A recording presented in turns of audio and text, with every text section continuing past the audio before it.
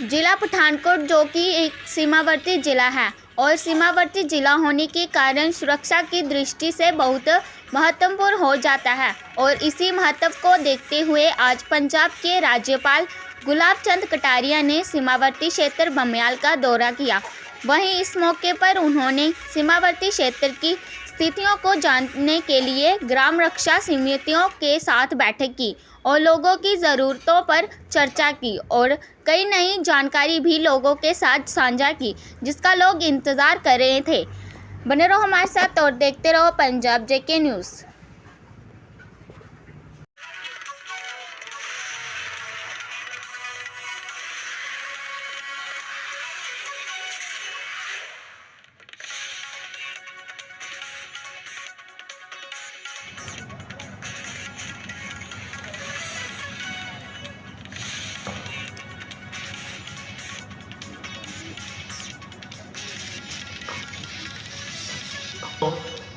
निशाना भेंट करके मुख्य मेहमान जी का स्वागत किया जा रहा है। के जिला पठानकोट विखे पहुंचने से सम्मानित करते हुए प्रताप सीनियर सेकेंडरी स्कूल समस्या आपने भी बताई कि ये जो अपनी नदी है ये कई बार इधर से उधर घूम करके आती है और उसके कारण से क्या है कि उस नदी का उपयोग होकर के कुछ जगह फेंसिंग हुई है, कुछ नदी में अभी तक भी फेंसिंग नहीं होने के कारण से भी इस रास्ते का भी उपयोग कर लेते हैं और ये जो कुछ भी घटनाएं होती उसमें उसका बहुत बड़ा रोल है। मैं सोचता हूँ विषय तो केंद्र के पास पहुंचाएंगे, क्या करना ये उनके ध्यान में तो है कि जो हमारी फेंसिंग है उसके आगे भी लोगों की जमीन है और उसके कारण से उसको खेती पे जाने और आने का विशेष करके सीजन के बोते समय और काटते समय दिनों में इतनी नहीं होती, तो उसके बारे में भी हमको आगे सारे अधिकारियों से मिल करके सोचना चाहिए कि बुआई के समय और कटाई के समय कैसे इनको आसानी से हम जाने और आने दें और उसका किस तरह से करें। एक आपने जो कहा था कि उधर फेंसिंग करना चाहिए, तो फेंसिंग इस सारे के सारे ये जो 6 जिले हैं इसके बॉर्डर की फेंसिंग को जहां हमको लगता है कि अंदर बहुत खेती है, कहीं 3 किलोमीटर तक है, कहीं 2 किलोमीटर तक है, कहीं 1.5 किलोमीटर तक है, कहीं और 500 मीटर है, कहीं और कुछ है, तो हमने प्रस्ताव बनाकर भेजा है जहां ज्यादा डिस्टेंस से जाकर के अंदर खेती करनी पड़ती है उसके लिए 21 किलोमीटर बॉर्डर की नई फेंसिंग करने ताकि उनकी खेत आसानी से वहां तक वो जा सके और आ सके, वो प्रस्ताव भेजा हुआ है। मैं सोचता हूं केंद्र सरकार की स्वीकृति के साथ ही ये काम हम शुरू कर देंगे। उसमें 8 किलोमीटर आपका पठानकोट का भी उसमें शरीक है जहां हमारी फेंसिंग जो है वो सजेस्ट की हुई है जिसको आधार पर काम करने की कोशिश करेंगे। मैं सोचता हूं कि फिर बॉर्डर के ये जो गांव हैं इनको सालाना 10,000 रुपया प्रति हेक्टेयर के रूप से सरकार का सहयोग राशि मिलती है।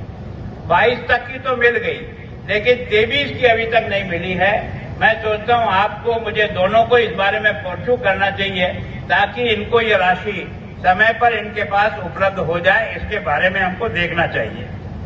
मैं सोचता हूं कि वो इस नशे के प्रवृत्ति में जाएगा, आप इसको रोकना भी चाहोगे ना तो बहुत ज्यादा सफलता नहीं मिलेगी। रोकने का एक ही आधार है, एक तो इस युवा पीढ़ी को आप नशे से मुक्त करने का अभियान चलाकर जन जागरण कैसे करें और दूसरा उसको रोजगार के साथ कैसे जोड़ें। मैं सोचता हूं सबको नौकरी मिल जाएगी सरकार की, ये तो संभव नहीं, पर मैं सोचता हूं आजकल कई प्रकार के नए नए प्रयोग हुए हैं, छोटे छोटे प्रयोग से। अब जैसे वो माताजी बैठी थी अभी जिनका मैंने आचार देखा, एक इतनी उम्र की महिला एक ऐसा आचार बनाती है जिसके कारण से उसको देश में सम्मानित किया जाता है। इसका मतलब क्षमता तो है पर हमें काम करने का भी स्वभाव बनाना पड़ेगा। हमारी एनर्जी का उपयोग हम कर सकते हैं, हजारों फील्ड खाली पड़े हैं लेकिन उसके लिए और विशेषकर 32 साल नौकरी करके आए आर्मी के अंदर, सिख रेजिमेंट के अंदर। असी BDC मैंबर हाँ, अज गवर्नर साहब आए थे, उन्होंने मीटिंग हुई है और कुछ पॉइंट है जोड़े असी BDC ने गवर्नर साहब को दिते है और गवर्नर साहब को दसिया गया है कि साडे इलाके दी जिहड़ियां मुश्किलां ने वो असी गवर्नर साहब को दसियां। सब तो पहली मुश्किल तो असी अपने बारे दसी BDC बारे कि साडे BDC दे विच तकरीबन जिन्ने भी मैंबर ने सारे आर्मी पर्सन है, रिटायर पर्सन है ਔਰ ਸਰ ਸਾਡੀ ਇੱਕ ਏਡੀ ਵੱਡੀ ਸਮੱਸਿਆ ਕਿ ਅਸੀਂ ਜਦੋਂ ਵੀ ਸਾਡਾ ਕੋਈ ਮੈਡੀਕਲ ਦਾ ਕੰਮ ਹੈ ਸਾਨੂੰ 50 ਕਿਲੋਮੀਟਰ ਤੱਕ ਜਾਣਾ ਪੈਂਦਾ ਔਰ ਉਸ ਤੋਂ ਬਾਅਦ ਸਾਡੇ ਇਲਾਕੇ ਦੇ ਵਿੱਚ ਕੋਈ ਵੀ ਆਰਮੀ ਦੀ ਫੈਸਿਲਿਟੀ ਦੀ ਇੱਦਾਂ ਦੀ ਨਹੀਂ ਹੈ ਕਿ ਜਿਹੜਾ ਸਾਡੇ ਬੱਚੇ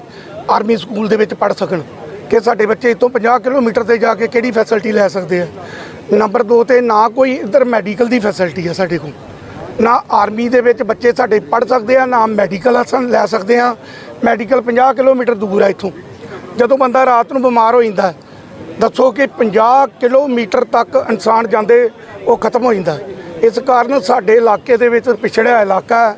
ਜਿਹੜੇ ਅਸੀਂ ਬਾਰਡਰ ਏਰੀਏ ਦੇ ਉੱਤੇ ਆ, ਇਹਦੇ ਵਿੱਚ ਜਿਹੜੀਆਂ ਸਰਕਾਰਾਂ ਬਿਲਕੁਲ ਵੀ ਕਿਸੇ ਪ੍ਰਕਾਰ ਦਾ ਧਿਆਨ ਨਹੀਂ ਦਿੰਦੀਆਂ। ਤੁਹਾਡੇ ਫੈਂਸਿੰਗ ਦਾ ਬੜੀ ਦਿੱਕਤ ਹੈਗੀ ਹੈ, ਫੈਂਸਿੰਗ ਦੇ ਪਾਰ ਜਾਣਾ ਹੈ, ਉਹਦਾ ਕੀ ਕਿਹਾ ਹੈ? ਫੈਂਸਿੰਗ ਦੀ ਦਿੱਕਤ ਇਹ ਕਿ ਸਰ ਦੇਖੋ ਤੁਸੀਂ ਕਿ ਜਿਹੜੀ ਸਾਡੀ ਜ਼ਮੀਨ ਹੈ ਉਹ ਤਾਰੋਂ ਪਾਰ ਹੈ